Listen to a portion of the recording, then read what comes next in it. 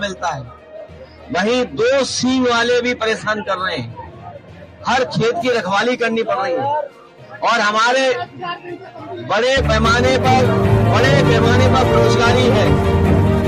9 साल में इस सरकार ने नौजवानों को नौकरी रोजगार नहीं दिया। सोचिए आप, अगर नौजवान को नौकरी और रोजगार नहीं मिलेगा तो उनका भविष्य क्या है?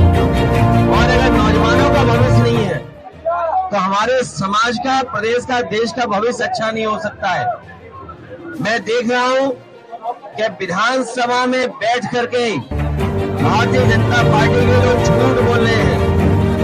वो कह रहे हैं कि बिजली आ रही है, 24 घंटे बिजली दे रहे हैं, लेकिन यही कि हमारे लोग बता रहे हैं कि बिजली है ही नहीं है। और अगर बिजली आ भी रही है तो जो समाजवादी सरकार में बिजली बन रही थी उसको महंगा करके गरीबों को दे रहे हैं, उनसे ज्यादा पैसा वसूल रहे हैं। जीएसटी बढ़ाते हमारे किसानों की हर सामान पे जीएसटी ले रहे हैं, उससे उनका सामान, इक्विपमेंट सब महंगे हो रहे हैं। ये महंगाई इसलिए कि मुनाफाखोरी की वजह से है। ये सरकार मुनाफा कमाना चाहती है, लाभ लेना चाहती है। और अभी तो सुनने में आ रहा है कि अमेरिका से जो अपने मित्र बताते थे राष्ट्रपति जी को, वो भी अब इनका साथ नहीं दे रहे हैं। ये लोग हमें और आपको उलझा रहे थे ट्रिलियन कह करके, ट्रिलियन की अर्थव्यवस्था बनाएंगे। लेकिन अमेरिका से राष्ट्रपति ने कह दिया कि 21 बिलियन हमने पैसा भेजा यहाँ पर।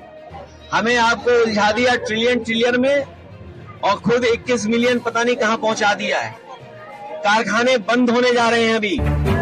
अमेरिका से कई उद्योगपतियों को ब्लैकलिस्ट कर दिया राष्ट्रपति ने वहां के।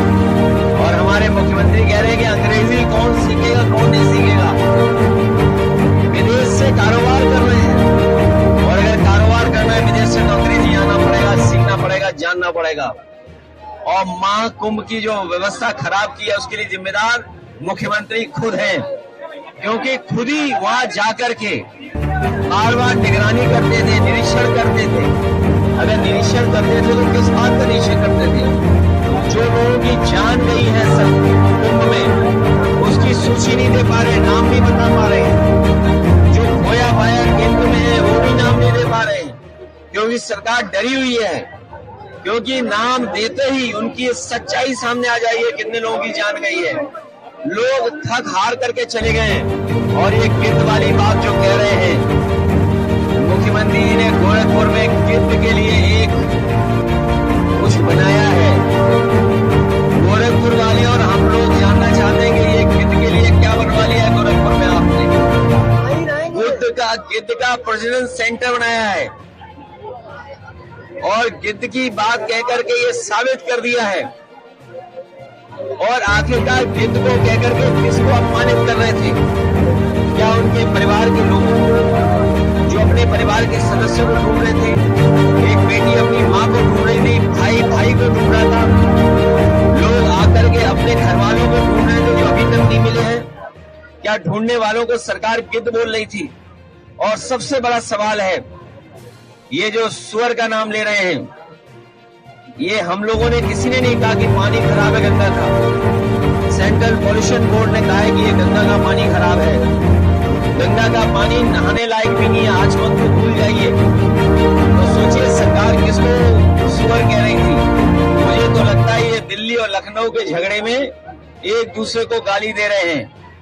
अगर उत्तर प्रदेश के बोर्ड कह रहा है, उत्तर प्रदेश का पॉल्यूशन बोर्ड कह रहा है कि पानी साफ है और दिल्ली का पॉल्यूशन बोर्ड कह रहा है कि पानी खराब है, तो इसका मतलब है लखनऊ वाले दिल्ली वालों को सुअर कह रहे थे। ये जिम्मेदारी किसकी है? ये जिम्मेदारी दोनों सरकारों की थी। ये डबल इंजन नहीं, डबल ब्लंडर वाली सरकार है। इंजन टकरा रहे हैं, डब्बे टकरा रहे हैं और जनता भी इंतजार कर रही है कि इस बार इनके पास जब चुनाव होगा, सूखे पत्ते की तरह भारतीय जनता पार्टी का सफाया हो जाएगा।